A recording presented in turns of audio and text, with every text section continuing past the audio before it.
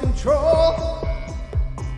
Gravity is all that I know. She's over me. She's over me. She caught me with her hypnotic dance. She holds me here with only a glance. She's over me. She's over me.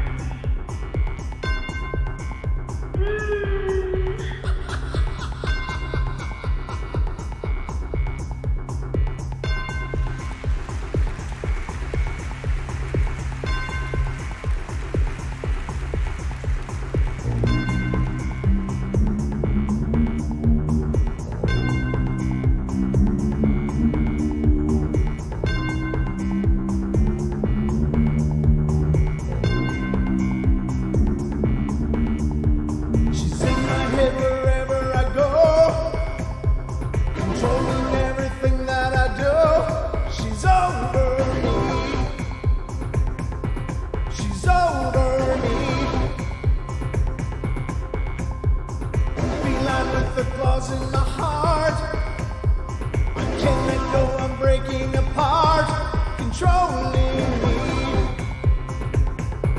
controlling me.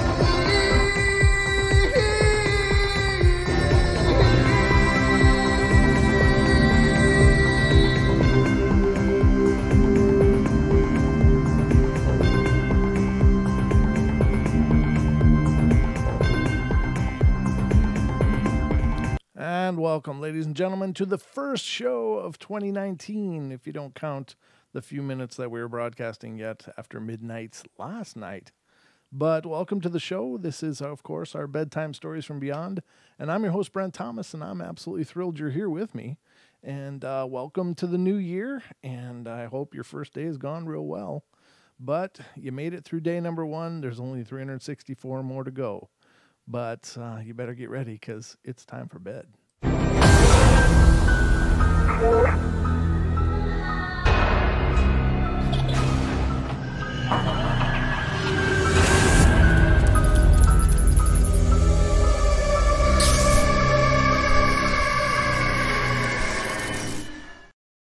So one day down, ladies and gentlemen, it is 2019. We are in the new year, and hopefully this year brings us lots of wonder and amazement and exciting things. A little less tragedy be good. Ooh, I forgot to turn on these. Hold on. Got to set up the these. It's like a disco in here. What the hell is that setting? Nope. This is the one.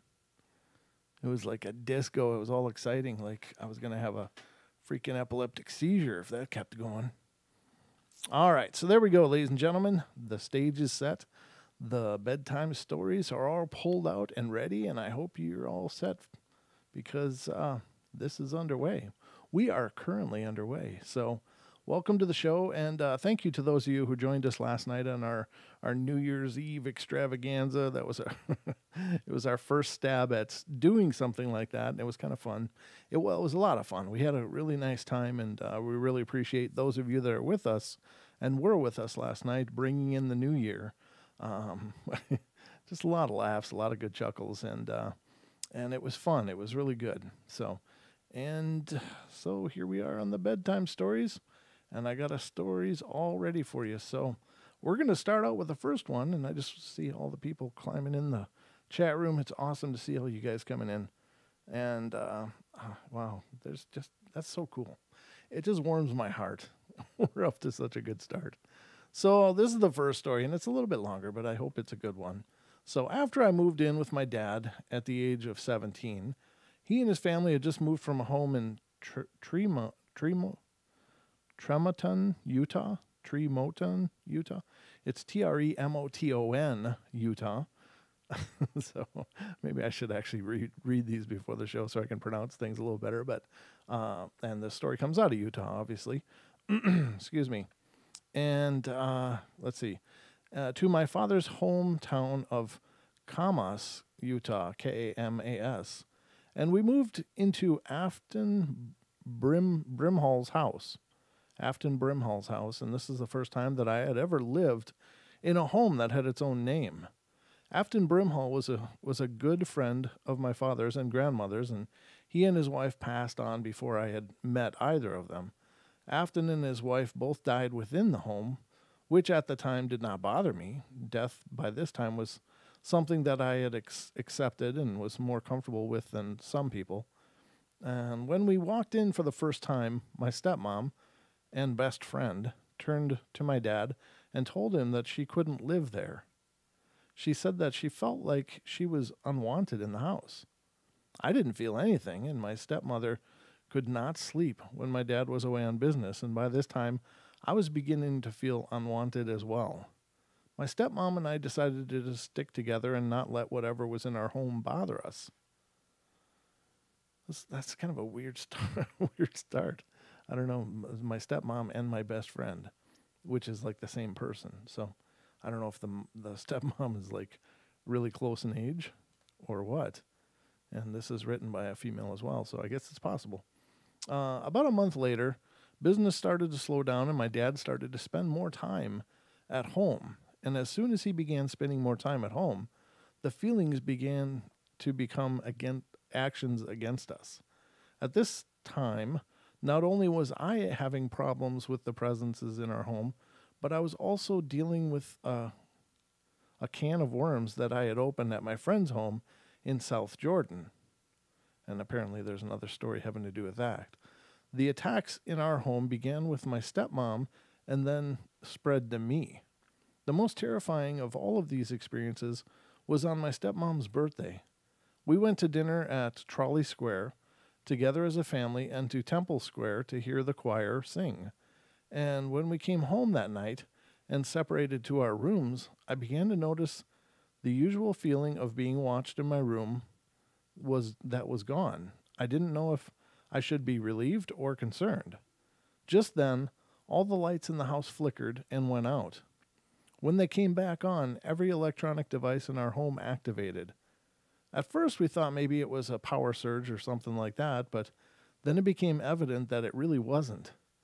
We turned off all the electronic devices, at which point my little sisters were too scared to go to sleep. So my two sisters shared a room next to mine. So, of course, being the wonderful sister that I am, I walked them back to bed. And once in my room, my stereo turned on and began to play one of my favorite songs at that time. Now, I would not be bothered except for the fact that the song, I believe, was a warning. The band that plays this song is CKY, and the song is entitled Escape from Hellview. This bothered me. Though I love the song, the message was clear.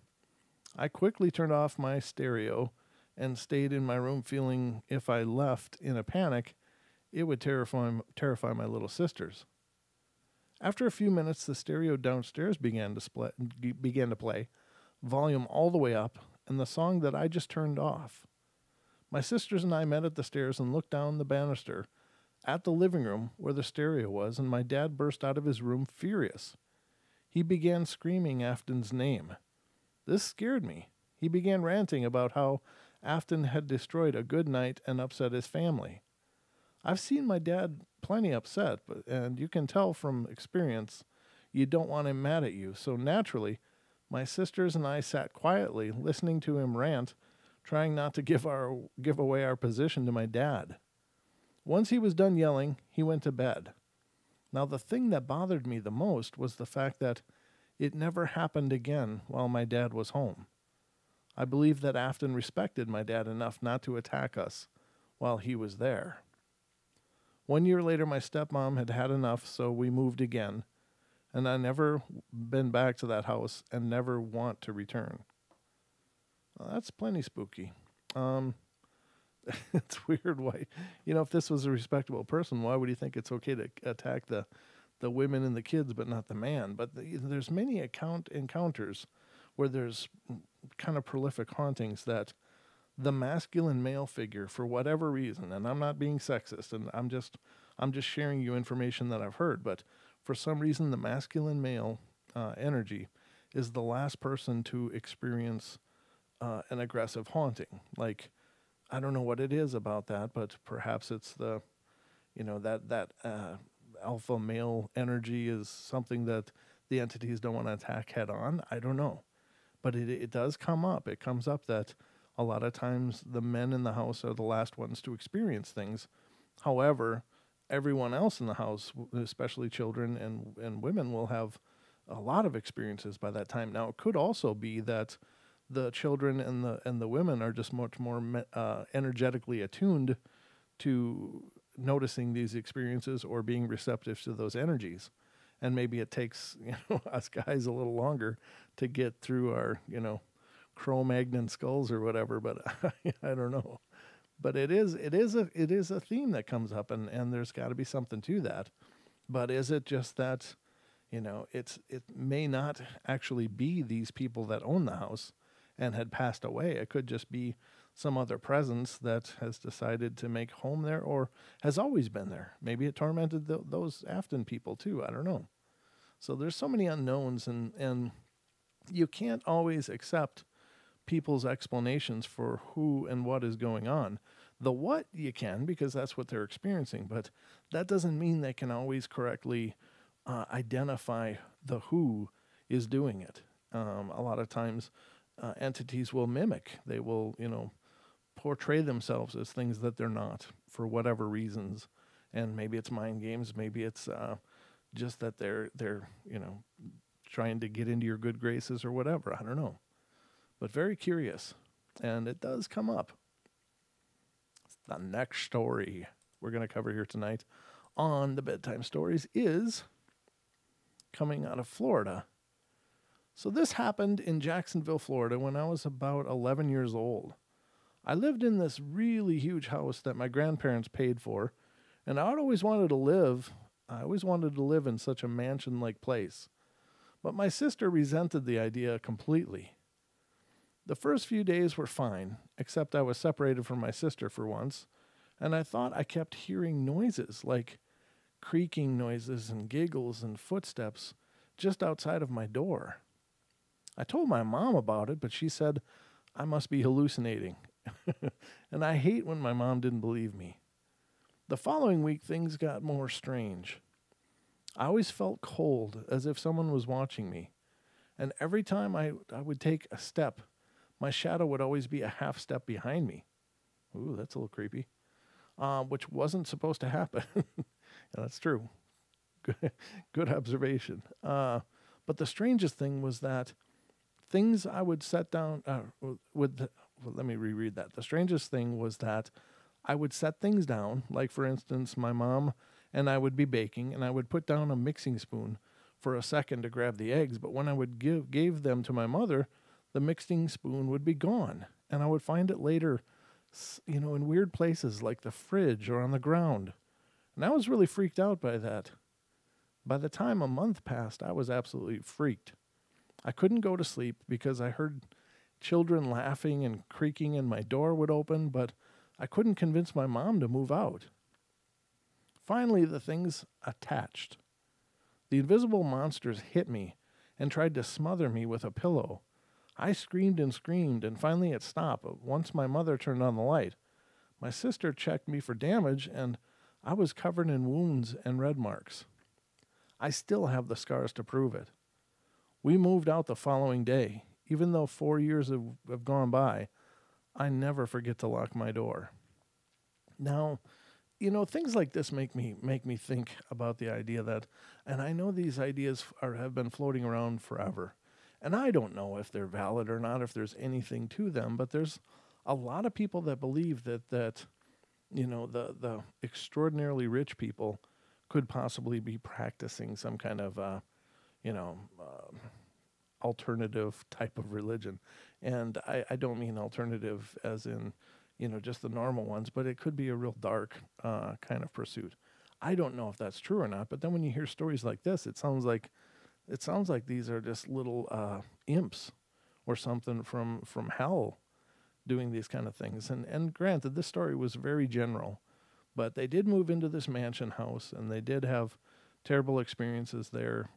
Nothing over the top, but when I read that it was covered in this child or this person was covered in marks and such, that that's a little dark. Normally, spirits are not going to attack you. They're not going to try to hurt you or leave marks on you or injure you. They're just going to want to be left alone, or they just want to live in your space, but they're not going to attack you. Things attacking you is a little different. And that's definitely not a good sign. So I would, moving, of course, is an option, but I think there's other options you can exercise before that. And there are situations, ladies and gentlemen, where a house just cannot be purged. It cannot be cleaned. And why that is, I don't know. Again, whenever somebody's doing a cleansing or a cleaning, you are subject to their ability to do it. In other words, some people are much more spiritually aware and powerful than other people. And it's not a measure of value. It's just that some people are much more spiritually aligned and can move that kind of energy through them enough to purge a space. There's a lot of people walking around wearing, certain items of clothing that would imply they should be able to do it, but they're obviously not, they are not in that same spiritual place or have that same spiritual ability. And, we have these ideas that certain figures, and specifically religious figures, by virtue of them being religious figures in churches or in communities, are automatically these powerful people. But I don't believe that they are. I don't think that wearing a specific item of clothing represents your spiritual fortitude and clarity and ability. So just be careful who you have come in and clean your house in terms of spiritual cleaning, because if they're not doing a good job, they're just going to make things worse. If somebody coming in, reading a few verses and splashing some water around, that really is not spiritually aligned in their heart, they're just going to stir things up. They're going to make things a lot worse. So you got to be careful about that kind of stuff. And I'm really not disparaging any religion or faith. And any of you that have listened to the show know that I love all religion. I think it's all a beautiful pursuit, and it's wonderful if it gives people peace and harmony and makes them feel love and cared for. I think that's a beautiful thing. But, there is more to the picture. So I just try to point those things out on the show. And take them, with whatever you will. If it doesn't seem to make sense to you, discard it. These are just my thoughts on the subject. So, and again, I don't ever pretend to be an expert or an authority. These are just my thoughts. So, the next one I want to read to you, and this one is quite a bit longer, but I think it'll be fun. I hope so, anyway. Let me get a drink for this, because I'm getting a little froggy. Did a lot of talking last night, let me tell you.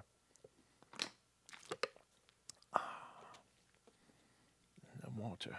All right. I've had a lot of paranormal experiences throughout my lifetime, and some of my close friends, including my husband.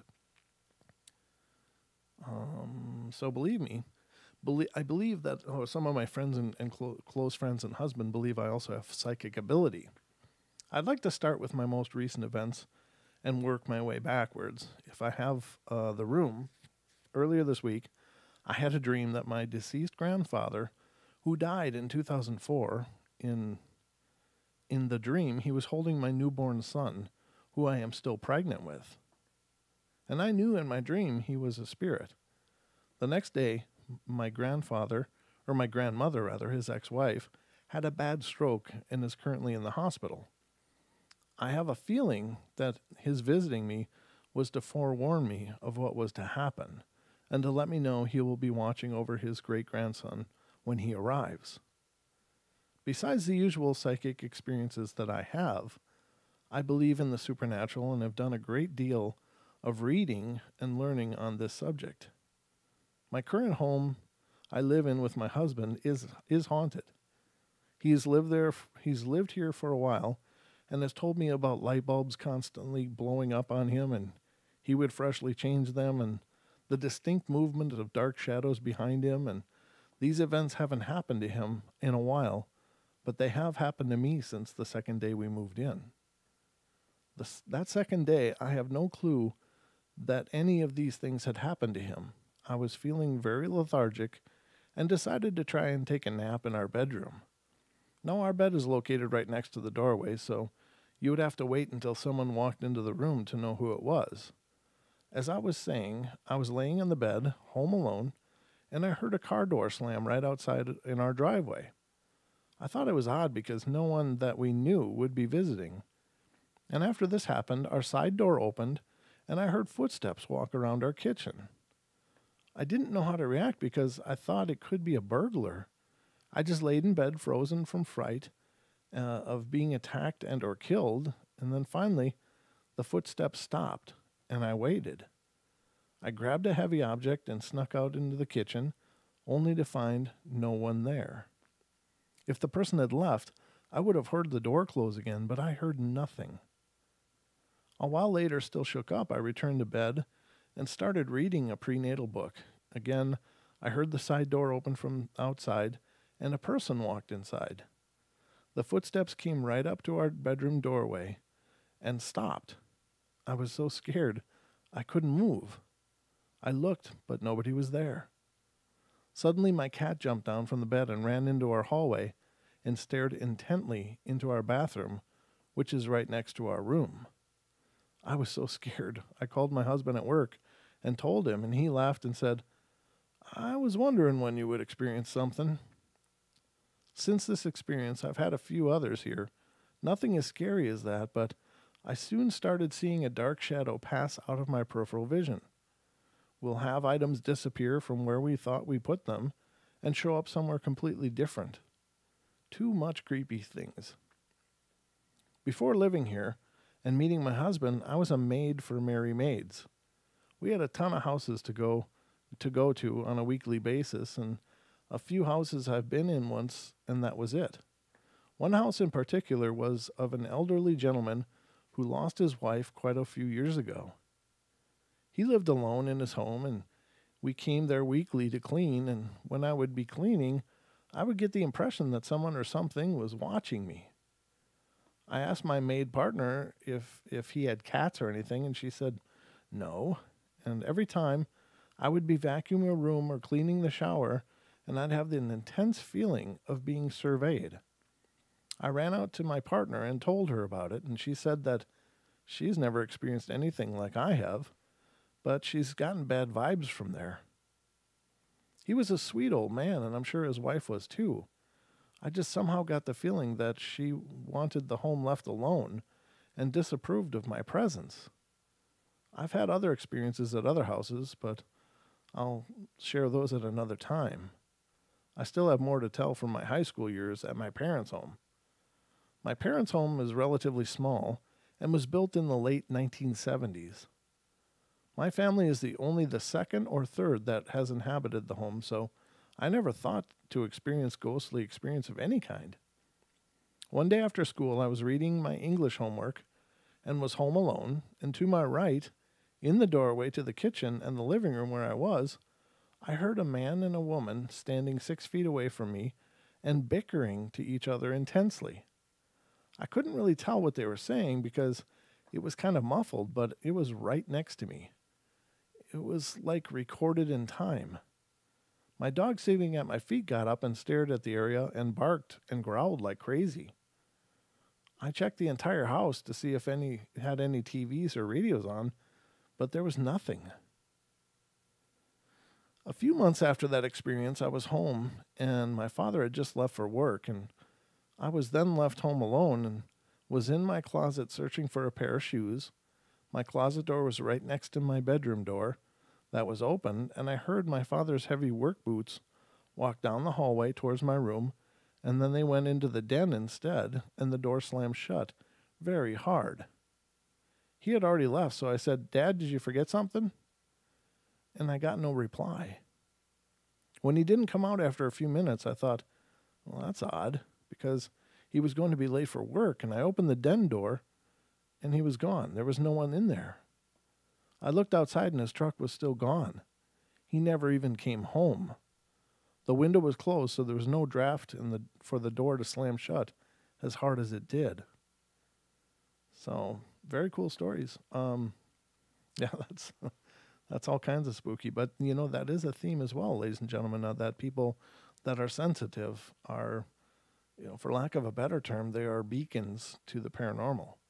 And it may be that, these beings, whether they were human or not or whatever, know that these people can experience them, and maybe they feel they can give messages through them or just be noticed. And again, I think that it's got to be absolutely maddening to be there. I mean, you have to put yourself in that position. You are there, you are present in a space, but nobody acknowledges you.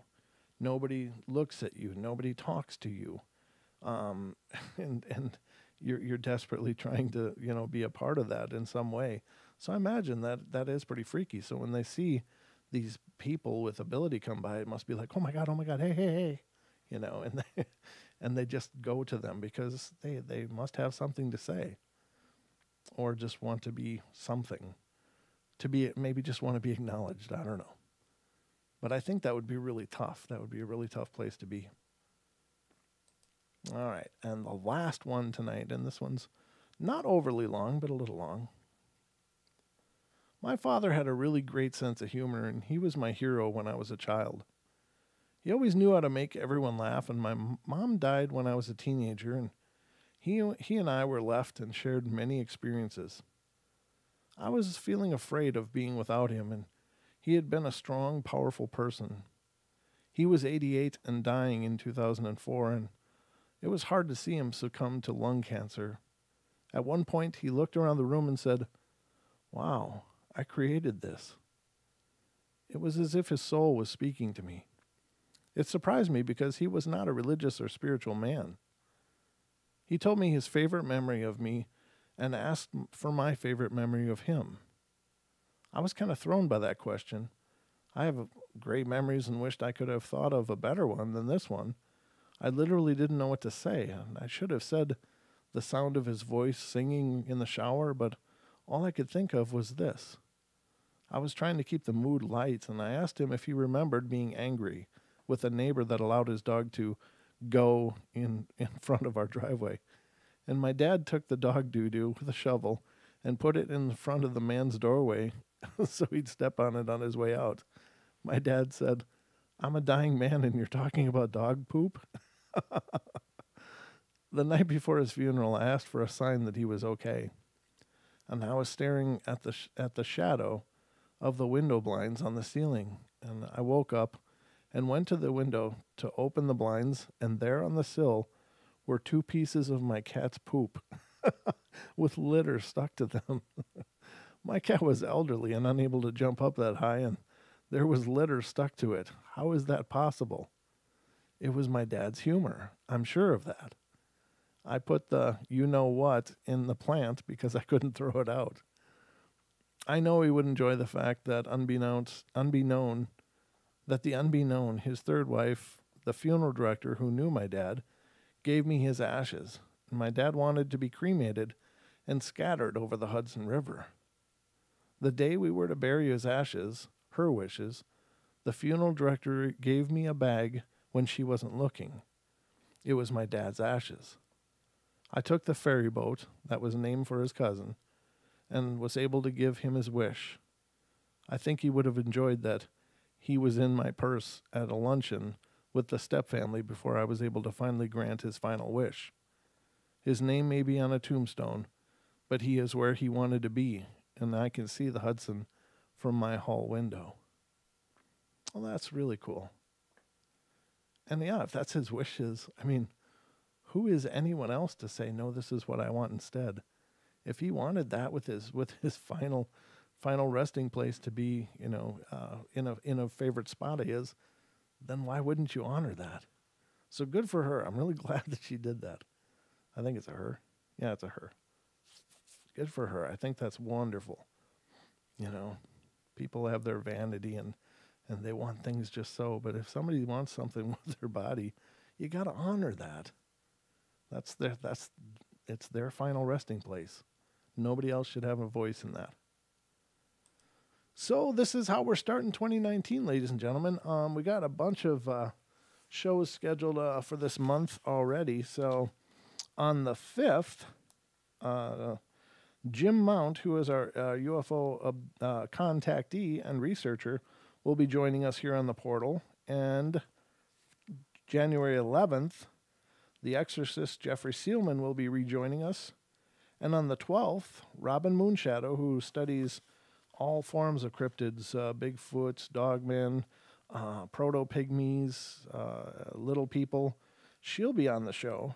And then on the 19th, Linda Godfrey, the author and expert on, you know what I mean by expert. She's just a well-known researcher and into both Bigfoot and other cryptids, but she's most widely known for her work on the Dogmen and has written several books, The Beasts of Bray Road and Monsters in America, and et cetera, et cetera. So she is just a wonderful person. All these people that'll be joining us are absolutely phenomenal. So those are coming up so far in January, and there's still a few more that I'm trying to iron out for just this month. So it's going to be an epic start to 2019. We got to get Deb back on here too.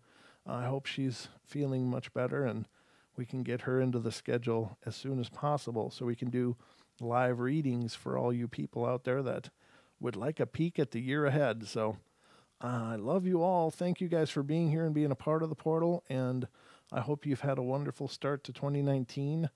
But make sure, in the words of a wonderful friend of mine who passed away, he was about the nicest guy that I ever met and just the most personable, sweet man, and was really just an important figure in my life. And he used to say, if you ever have to choose between being right and being kind, choose kind every time. So make sure you guys are kind. Be good, be kind, be nice, take care of each other. And I love you guys. And let's see, what is tomorrow? Wednesday already?